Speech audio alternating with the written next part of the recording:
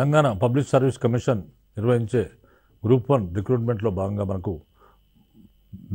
Group 1 మెయిన్స్లో తర్వాత మన గ్రూప్ 1 ప్రిలిమినరీలో రెండింటిలో కూడా మనకు భారతదేశ చరిత్ర సంస్కృతి అనేది భాగంగా సిలబస్లో భాగంగా ఉన్నది. మనకు గ్రూప్ 1 ప్రిలిమినరీ ఎగ్జామినేషన్లో మనకి ఆబ్జెక్ట్ టైప్ క్వశ్చన్లు వస్తాయి. అదేవిధంగా మెయిన్స్లో ఉన్న పేపర్ 2లో భాగంగా మనకి ఎస్ఏ టైపు ఆన్సర్స్ మెయిన్స్లో వస్తాయి. కాబట్టి భారతదేశ చరిత్ర సంస్కృతి అనేది మొత్తం సబ్జెక్ట్ అంతా ప్రిలిమ్స్కుంటే మరి మెయిన్స్ మాత్రం 1757 నుంచి 1947 మధ్య జరిగిన చరిత్ర ముఖ్యాంశంగా భారతదేశ చరిత్ర అడగడం జరిగింది. మనం ఈ విధంగా మరి ప్రిలిమినరీలో ఎలాంటి ప్రశ్నలు వచ్చే అవకాశం ఉంది. ఈరోజు టాపిక్ వచ్చేసి మత సాంఘిక సంస్కరణ ఉద్యమాలు. భారతదేశంలో ఆధునిక కాలంలో 19వ శతాబ్దంలో మత సాంఘిక సంస్కరణ ఉద్యమాలు జరిగాయి. ఎందుకంటే బ్రిటిష్ వారు భారతదేశాన్ని ఆక్రమించిన తర్వాత వారి విధానాలను ఇక్కడ ప్రవేశపెట్టిన తర్వాత వారి విధానాలు అంటే సాంఘిక దురాచారాలు మన హిందూ మతంలో చాలా ఉండేవి. అలాంటి సాంఘిక దురాచారాలను రూపుమాపి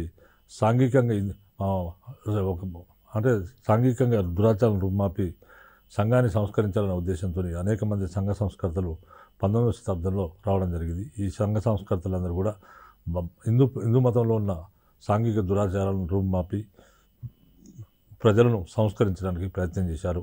తర్వాత ఈ విధంగా ఇది మత సాంఘిక సంస్కరణ ఉద్యమాలుగా మనం ప్రధానంగా చెప్పుకుంటాం. మరి మత సాంఘిక సంస్కరణ ఉద్యమాలకు సంబంధించి గ్రూప్ 1 ప్రిలిమ్స్లో ఏ విధంగా క్వశ్చన్స్ అడుగుతారంటే మోడల్ క్వశ్చన్స్ ఏంటంటే బ్రహ్మ సమాజ స్థాపకుడు ఎవరని 4 ఆన్సర్స్ ఇస్తారు. 4 ఆన్సర్స్ ఇస్తే దాంట్లో కరెక్ట్ ఆన్సర్ రాజా రామ్మోహన్ రాయ్ అనేది కరెక్ట్ ఆన్సర్ అవుతుంది. తర్వాత రెండోది వేదాలకు మరలి పొమ్ము అనే నినాదాన్ని ఇచ్చింది ఎవరు? వేదాలకు మరలి పొమ్ము అనే నినాదాన్ని ఎవరు ఇచ్చారంటే దయానంద సరస్వతి ఇచ్చాడు. వేదాలకు మరలి పొమ్ము అనే నినాదాన్ని ఇచ్చినవాడు దయానంద సరస్వతి. ఆ విధంగా దయానంద సరస్వతి ఇవ్వడం జరిగింది. తర్వాత హిందూ మతంలో విగ్రహారాధనను సమర్థించిన సంఘ సంస్కర్త ఎవరు అనేది మనకు 4 ఆల్టర్నేటివ్స్ ఎగ్జామ్లో ఇచ్చినప్పుడు దానికి కరెక్ట్ ఆన్సర్ వివేకానందుడు అని దానికి ఆన్సర్ అవుతుంది. తర్వాత 4వ క్వశ్చన్ రామకృష్ణుని మత సిద్ధాంతం ముఖ్య లక్షణం ఏది? రామకృష్ణ పరమహంస యొక్క లేదా రామకృష్ణుని యొక్క మత సిద్ధాంతం యొక్క ముఖ్య లక్షణం ఏది అంటే 4 ఆల్టర్నేటివ్స్ ఇచ్చినప్పుడు మనకు సర్వ మతాల్లోని సత్యంపై విశ్వాసం అనేది ఆయన ముఖ్య సిద్ధాంతంగా మనం చెప్పవచ్చు.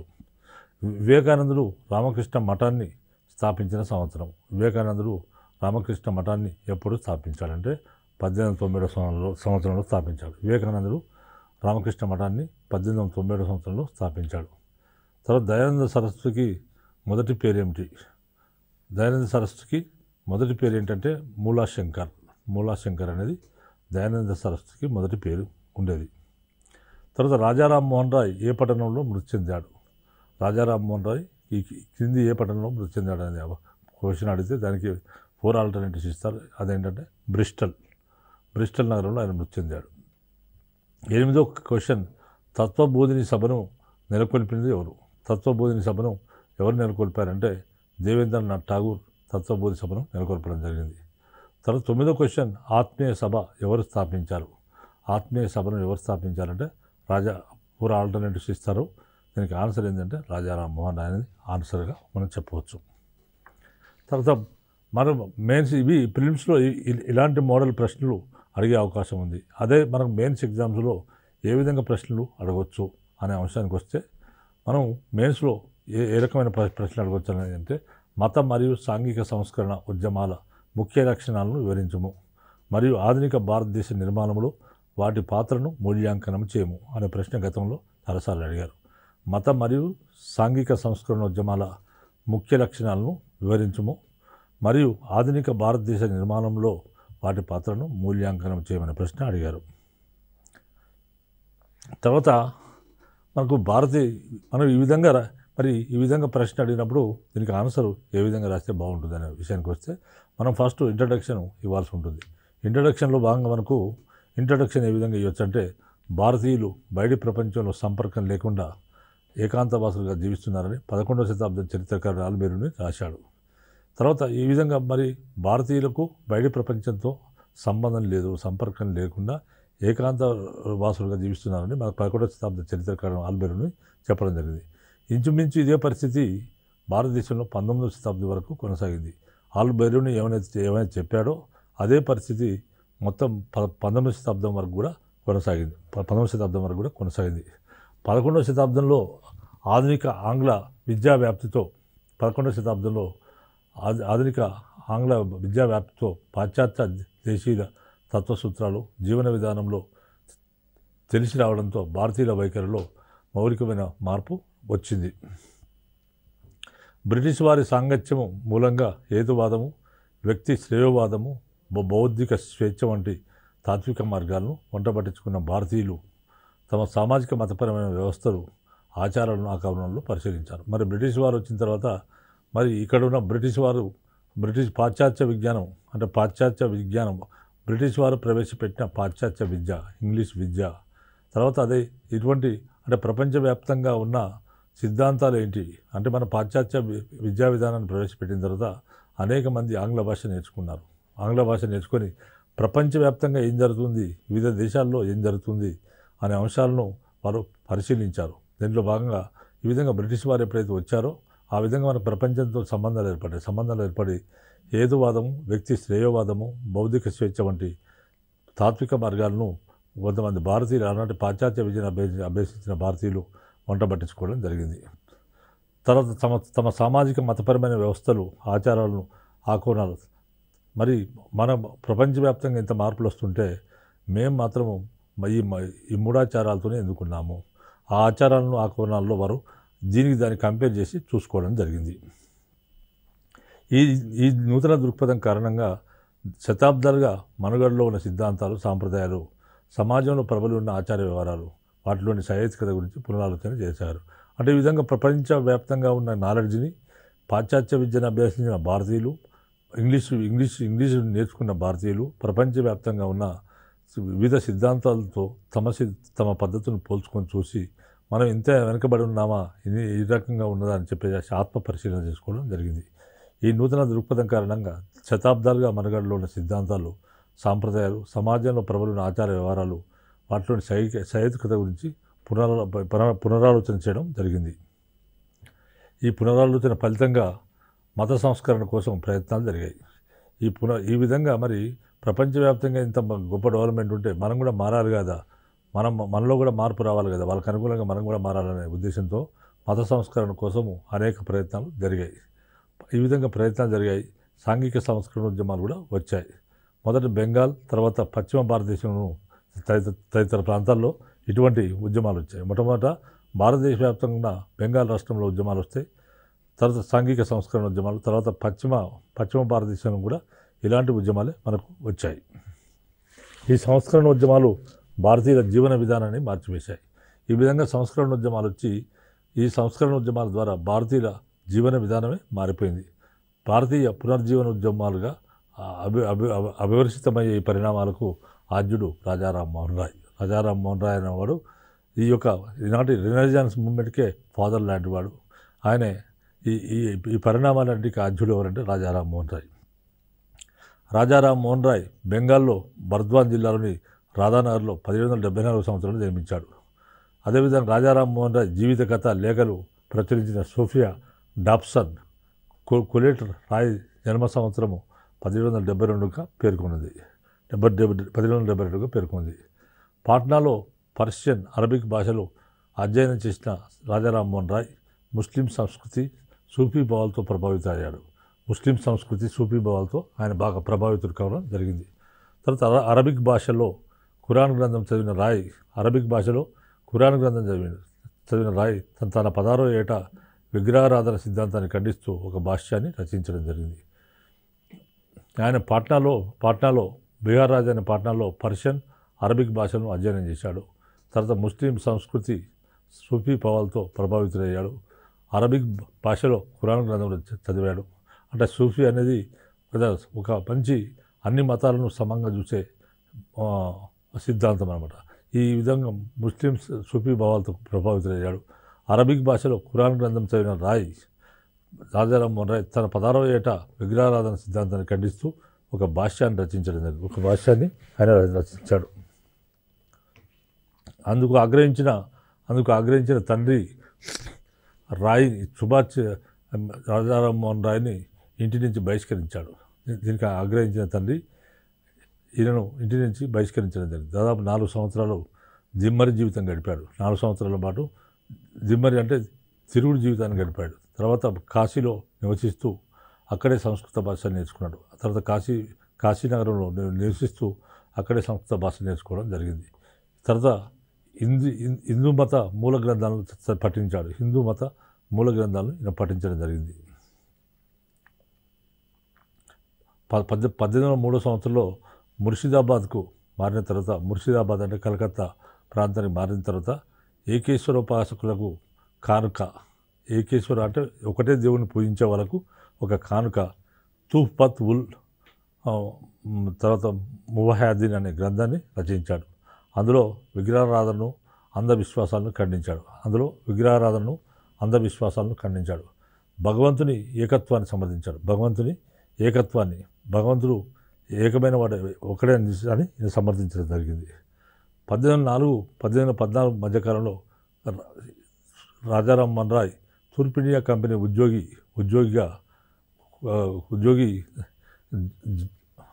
జాన్ డిగ్రీ వద్ద కొంతకాలము డిగ్జీ రంగాపూర్ కలెక్టర్గా ఆయన ఆశ్రయంతో దివాన్గా పనిచేశాడు. ఆ పదవిని వీడిన తర్వాత తాను రూపొందించిన మతసూత్రాలు సిద్ధాంతాలను వ్యాప్తి చేశాడు ఆయన. తర్వాత హిందూ జైన మహమ్మదీయ మత పండితులతో చర్చలు జరిపేవాడు. హిందూ మతము, జైన మతము, మహమ్మదీయ మత గురువులతో ఆయన చర్చలు జరిపేవాడు. హరిహరానంద తీర్థస్వామి అనే పండితుని సాయంతో తాంత్రిక గ్రంథాలు పఠించాడు. ప్రతి సాయంత్రం తన నివాస గృహంలో సమావేశాలు జరిపి మత విషయాలపై ఇష్టాగోష్ఠి నిర్వహించేవాడు.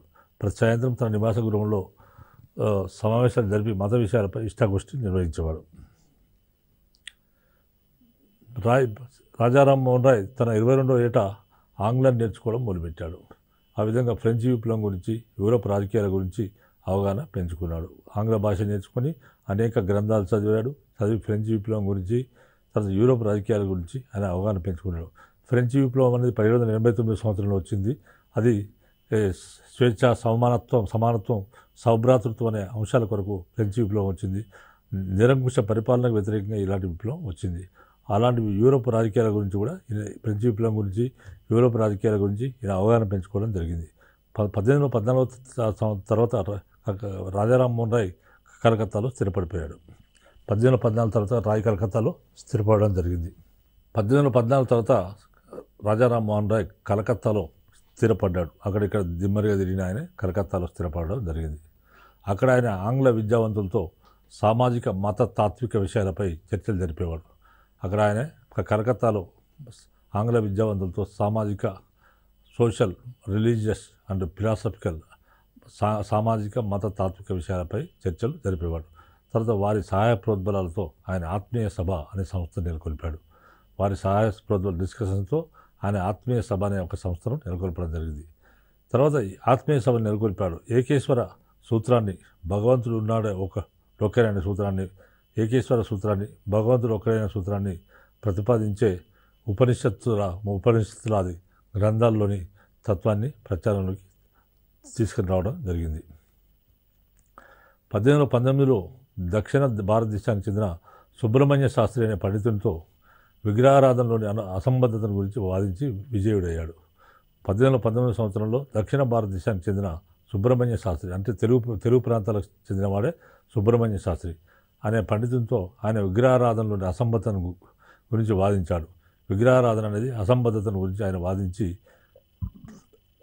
రాజారాం మోహన్ రాయ్ విజయుడు కావడం జరిగింది. 1825 సంవత్సరంలో వేదాంత విద్యాలయాన్ని ఒకదాన్ని నెలకొల్పాడు. అంటే ఫిలాసఫికల్ అంశాలను 1825లో వేదాంత విద్యాలయాన్ని ఒకటి నెలకొల్పాడు. తర్వాత ఏకేశ్వర తత్వాన్ని బోధించాడు.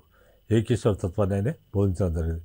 శుద్ధమైన ఉన్నతమైన ఆసక్తివాదాన్ని వ్యాపించడానికి ఆయన నడుం కట్టాడు. తన ఉపోద్ఘాతము కూర్చిన ఉపనిషత్తుల అనువాద గ్రంథాలను ప్రచురించాడు. దీనివల్ల ఆయన భావాలకు కొంత ప్రచారం కలిగిన ఆయన బంధు సహచర గణం చాలామంది ఆయనతో బాంధవ్యాన్ని వదులుకోసాగారు. 1820లో జీసస్ బోధనలు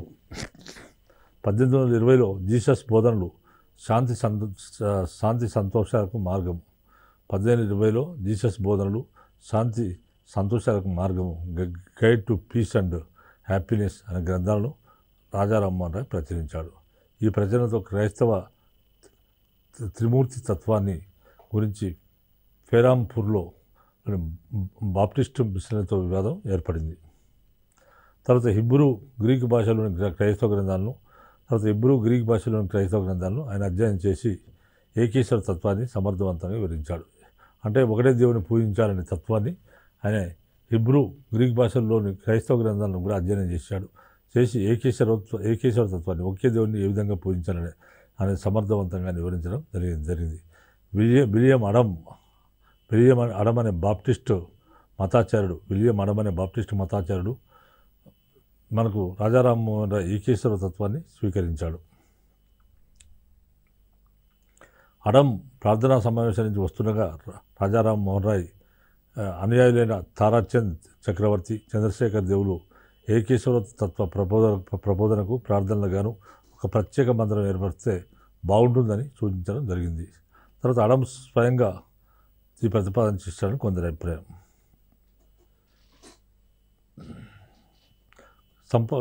తన సంపన్నులైన కొంతమంది బంధుమిత్రుల సాయంతో రాజా రామ్మోహన్ రాయ్ ఒక భవనాన్ని అద్దెకు తీసుకుని అందులో భగవంతుని ఏకత్వాన్ని ఎవరైతే అంగీకరిస్తారో వాళ్ళతో ఒక సమావేశాన్ని ఆయన ఏర్పాటు చేసుకోవడం జరిగింది. ఆ విధంగా 1825 సంవత్సరం ఆగస్టు 20 తారాచంద్ కార్యదర్శిగా బ్రహ్మ సమాజం నెలకొల్పబడింది. బ్రహ్మ సమాజం అనే సంస్థను ఆయన నెలకొల్పాడు. శనివారం సాయంత్రం సభ సమావేశమయ్యేది. సమావేశ స్థలానికి ప్రక్కనున్న ఒక గదిలో 2 తెలుగు బ్రాహ్మణుల చేత వేద పఠనం సాగేది. సమావేశ స్థలానికి పక్కనున్న ఒక గదిలో 2 తెలుగు బ్రాహ్మణుల చేత వేద పఠనం సాగుతుండేది. బ్రహ్మసభ అనే పేరుతోనూ వ్యవహరించబడే బ్రహ్మ సమాజ సమావేశంలో ఉపనిషత్తుల గురించి అధ్యయనం జరిగేది. ఉపనిషత్తుల గురించి అధ్యయనం ఇక్కడ జరిగేది. సమాజ సూత్రాల వ్యాప్తికి సంవాద కౌముది అనే పత్రికను ప్రారంభించడం జరిగింది. సమాజ సూత్రాల వ్యాప్తి కోసం సంవాద కౌముది అనే పత్రికను ప్రారంభించడం జరిగింది. ఈ కార్యక్రమాలకు తోడు రాజా రామ్మోహన్ రాయ్ ప్రోద్బలంతో 1829లో సతీ సగమనాన్ని నిషేధించే శాసనము అమలు కావాలి. అంటే బ్రిటిష్ వారు రాజా రామ్మోహన్ రాయ్ సలహాతోని బ్రిటిష్ వారు 1829 సంవత్సరంలో బెంటింగ్ గవర్నర్ జనరల్గా ఉన్నప్పుడు సతీ సగమనాన్ని నిషేధించే శాసనము అమలు కావడం జరిగింది. దాంతో సాంప్రదాయకులు ఈ యొక్క రాజా రామ్మోహన్ రాయ్ని వ్యతిరేకించడం మొదలుపెట్టారు.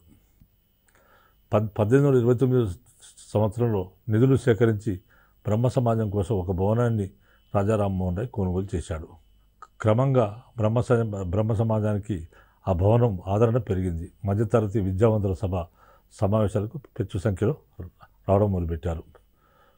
రాజా రామ్మోహన్ రాయ్ ఉద్యమాన్ని అరికట్టడానికి సనాతనులు అంటే పూర్వాచార పరాయణులు సనాతనులు రాధాకాంతదేవ్ అనే వాడి నాయకత్వంలో ధర్మసభ అనే సంస్థను నెలకొల్పడం జరిగింది. తర్వాత సమాచార చంద్రిక అనే దినపత్రికను ఆరంభించి బ్రహ్మ సమాజాన్ని విమర్శించే వ్యాసాలు అందులో ప్రచురించడం మొదలుపెట్టారు. అంటే ఆ పూర్వాచార పరాయణులు రాజా రామ్మోహన్ రాయ్ ఉద్యమాన్ని అరికట్టడానికి సనాతనులు ఏం చేశారంటే రాధాకాంతదేవ్ నాయకత్వంలో ఒక ధర్మసభ అనే సంస్థను నెలకొల్పారు. ఈ ధర్మసభ సమాచార చంద్రిక అనే దినపత్రికను కూడా వీళ్ళు స్థాపించి బ్రహ్మ సమాజాన్ని విమర్శించే వ్యాసాలు అందులో ప్రచురించసాగారు. ఈ వ్యాసాలను ఖండిస్తూ సంవాద కౌముదిలో ప్రతి విమర్శలు వచ్చాయి. సంవాద కౌముది ఎవరు నడిపించేవారు? రాజా రామ్మోహన్ రాయ్ నడిపించేవారు సంవాద కౌముది అనే పత్రిక. ఈ వ్యాసాలను ఖండిస్తూ వీళ్ళు రచించిన పూర్వాచార పరాయణులు విమర్శించిన విమర్శలను రాజా రామ్మోహన్ రాయ్ తన సంవాద కౌముదిలో ప్రతి విమర్శలు చేసేవాడు. ఈ విధంగా బ్రహ్మ సమాజము ధర్మసభల వాద వివాదాలు బెంగాల్ మొత్తం కూడా విస్తరించిపోయాయి, ప్రచారం అయిపోయాయి. తర్వాత వివిధ వర్గాల వారు, కులాల వారు ఈ వివాదంలో పాల్పంచుకున్నారు. ఈ వివాదంలో అంటే సనాతన పరులోమో మార్పులు అవసరం లేదని, తర్వాత రాజా రామ్మోహన్ రాయ్ లాంటి వాళ్ళు మార్పులు కావాలని ఇద్దరి మధ్య పోరాటాలు జరిగాయి. ఇది వివిధ వర్గాల వారు, ఈ కులాల వారు ఈ వివాదంలో పాల్పంచుకోవడం జరిగింది. తర్వాత రాజా రామ్మోహన్ రాయ్ స్వయంగా విమర్శతో పాటు బెదిరింపులను ఎదుర్కొన్నాడు. రాజా రామ్మోహన్ రాయ్ విమర్శలదే కాదు, బెదిరింపులు కూడా చాలాసార్లు ఎదుర్కొన్నాడు. 1930 సంవత్సరం జనవరి 23 నాడు బ్రహ్మ సమాజ మందిరాన్ని రాజా రామ్మోహన్ రాయ్ నెలకొల్పాడు. 1930 సంవత్సరం జనవరి 23 నాడు బ్రహ్మ సమాజ మందిరాన్ని రాజా రామ్మోహన్ రాయ్ నెలకొల్పడం జరిగింది. తర్వాత దాని నిర్వహణ కోసం ఒక ధర్మకర్తల మండలిని ఏర్పాటు చేశాడు. ఈ బ్రహ్మ సమాజ మందిరాన్ని మెయింటైన్ చేయడానికి ఒక ధర్మకర్తల మండలిని కూడా ఏర్పాటు చేశాడు. శాశ్వతమైన ఏకరూపమైన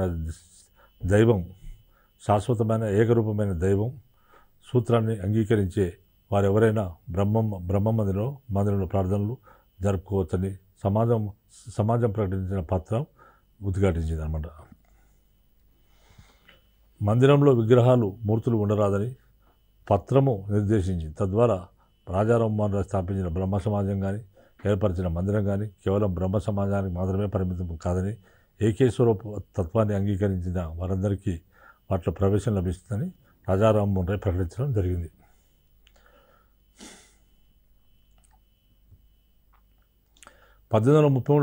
సంవత్సరంలో రాజా రామ్మోహన్ రాయ్ మరణించాడు. కలకత్తాలోని బ్రహ్మ సమాజంలో కొంత స్తబ్దమైన వాతావరణం లభించింది. తర్వాత రాజా రామ్మోహన్ రాయ్ అనుచరులైన దేవేంద్రనాథ్ ఠాగూర్, తర్వాత కేశవచంద్ర సేన్ రాజా రామ్మోహన్ రాయ్ స్థాపించిన బ్రహ్మ సమాజ కార్యకలాపాలను ముందుకు తీసుకుపోయారు. తర్వాత ద్వారకానాథ్ ఠాగూర్ సమకూర్చిన కొద్ది నిధులతోనే ఈ ఉద్యమం సాగింది. తర్వాత రామచంద్ర విద్యా వాగీశుడు అనే పండితుడు సమాజము ప్రార్థనా సమావేశాలను నిర్వహించేవాడు. అయితే తొలి స్ఫూర్తిని సమాజం కొంతవరకు కోల్పోయింది. తర్వాత ప్రార్థనా మందిర వేదిక నుంచి అవతారమూర్తుల గురించి ప్రసంగాలు చేయడం కూడా మొదలైంది. సమాజానికి ఒక నియమావళి కానీ, సభ్యత్వ నమోదు కానీ లేకపోవడం ఒక లోపమై కూర్చుంది. నాటి పరిస్థితుల్లో 1935 సంవత్సరంలో దేవేంద్రనాథ్ ఠాగూర్ బ్రహ్మ సమాజాన్ని స్వీకరించి సమాజానికి ఒక నూతన చైతన్యాన్ని తీసుకొచ్చాడు.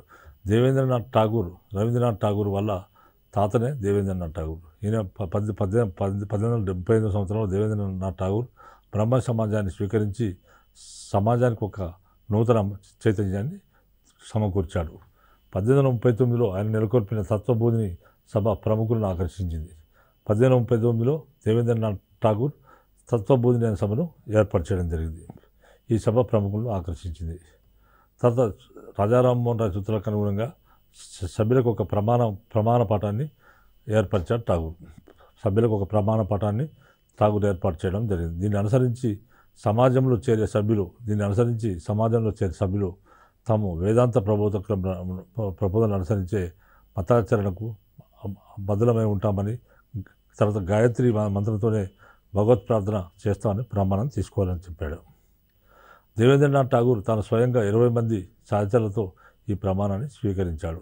అయితే ఈ ప్రమాణకర్త అయిన నిర్వాణ తంత్ర గ్రంథ సూత్రాలను అనుసరించి రూపొందించడం జరిగింది.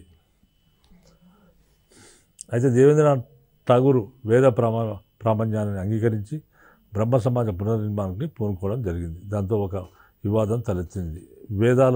వేదాల అమోఘత్వాన్ని అంగీకరించే దృక్పథాన్ని హేతువాద దృష్టికి అక్షయ్ కుమార్ దత్తా దీన్ని ఒప్పుకోలేదు. ఈ విభేదాన్ని పరిష్కరించే ఉద్దేశంతో 4 సహజ సభ్యులైన యువకులను వేదం గురించి అవగాహన కోసం కాశీకి పంపడం జరిగింది. దేవేంద్రనాథ్ తాను స్వయంగా కాశీకి వెళ్ళాడు. తర్వాత బ్రహ్మ సమాజం లేదా వేదాల అమోఘత్వ సూత్రాన్ని చదివించింది. అయితే వైదిక గ్రంథాల పవిత్రతను అంగీకరించే ధోరణిలోనే సమాజం కొనసాగింది. తర్వాత దేవేంద్రనాథ్ ఠాగూర్ తాను స్వయంగా ఏకేశ్వర తత్వాన్ని బోధించే ఉపనిషత్తు పాఠాలను సంకలనం చేసి ప్రచురించాడు. దేవేంద్రనాథ్ ఠాగూర్ తాను స్వయంగా ఏకేశ్వర తత్వాన్ని, అంటే ఒకటే దేవుడు ఆయన బోధించే తత్వాన్ని ఉపనిషత్తు పాఠాలను సంకలనం చేసి ఆయన ప్రచురించడం జరిగింది. తర్వాత వ్యవస్థీకృతమైన ఏ మతంతోనూ ప్రమేయం లేకుండా కేవలము సార్వత్రిక అనువర్తనశీలమైన ఆస్తిక విధానాన్ని అనుసరించే ఒక దీక్ష పాఠాన్ని ఆయన రూపొందించడం జరిగింది. తర్వాత బ్రహ్మ సమాజంలో చీలిక వచ్చింది. ఏ విధంగా వచ్చిందంటే బ్రహ్మ సమాజంలో తర్వాత మనకు రాజా రామ్మోహన్ రాయ్ తర్వాత మనకు దేవేంద్రనాథ్ ఠాగూర్, తర్వాత కేశవచంద్ర సేన్ అనేవాళ్ళు ఉండేవారు. 1850 తర్వాత సమాజంలో పాతుకొని పోయిన దురాచారాన్ని వ్యతిరేకించే ఉద్యమాన్ని బ్రహ్మ సమాజం చేపట్టింది.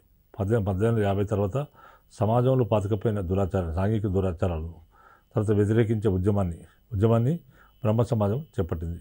బాలికలకు విద్యా వితంతు వివాహము బహుభార్యత్వం నిషేధించారు. బాలికలకు విద్యా వితంతు వివాహము బహుభార్యత్వం నిషేధించడం జరిగింది. తర్వాత వ్యసనాల నిర్మూలన మొదలైన అంశాలను చేపట్టి సమాజాన్ని సంస్కరించే ప్రయత్నం చేసింది. బ్రహ్మ సమాజ సూత్రాలను హేతుబద్ధం చేసి మందిర వ్యవహారాలను నియమావళి కూడా నిర్వహించే ప్రయత్నం చేసింది. ఈ నూతన దశలో బ్రహ్మ సమాజ సారథి కేశవచంద్ర సేన్ 1857 సంవత్సరంలో బ్రహ్మ సమాజంలో చేరి 1861 వరకు తురి ఆచార్య స్థాయికి ఎదిగాడు. తర్వాత బ్రహ్మ ప్రతినిధి సభగా సంఘ సభను ఏర్పరిచి సామాజిక కార్యక్రమాలను చేపట్టడం జరిగింది. కులాంతర వివాహాలు, వితంతు వివాహాల పరదా పద్ధతి వంటి కార్యక్రమాలను సరళ వారికి నచ్చలేదు. జంధ్యం ధరించిన బ్రాహ్మణులు ప్రార్థనా వేదికలపైకి రావడాన్ని దిగోతరం నిరసించింది. ఫలితంగా చిలిక వచ్చింది. కేశవచంద్ర సేన్ నాయకత్వంలో 1866 సంవత్సరంలో భారతీయ బ్రహ్మ సమాజ్ అనేది సంస్థ ఏర్పడింది. దాని సమాజ కార్యక్రమాల నుంచి దేవేంద్రనాథ్ ఠాగూర్ తప్పుకోగా రాజ్నారాయణ్ బోస్ అనేది బ్రహ్మ సమాజ్కు అధ్యక్షుడు కావడం జరిగింది. తర్వాత విగ్రహాలను పూజించడం, విగ్రహారాధన తిరస్కరించడం ఎంత ముఖ్యమో కులాన్ని త్యజించడం కూడా అంతే ముఖ్యమని కేశవచంద్ర సేన్ వర్గీయులు భావించారు. బ్రహ్మ సమాజము సార్వత్రికమైనదే కానీ ఉండాలి కానీ కుల పరిగణన ఉండకూడదని వారు వాదించడం జరిగింది. తర్వాత బ్రహ్మ సమాజాన్ని చైతన్యపరచడమే కాక అఖిల భారత ఉద్యమంగా తీర్చిదిద్దాడు కేశవచంద్ర సేన్. కానీ బొంబాయి, మద్రాసు, వాయువ్య రాష్ట్రాల్లో పర్యటించే బ్రహ్మ సమాజ శాఖలు అనేకం నెలకొల్పాడు. ఆయన బ్రహ్మ సమాజాన్ని కేశవచంద్ర సేన్ భారతదేశ వ్యాప్తం చేశాడు.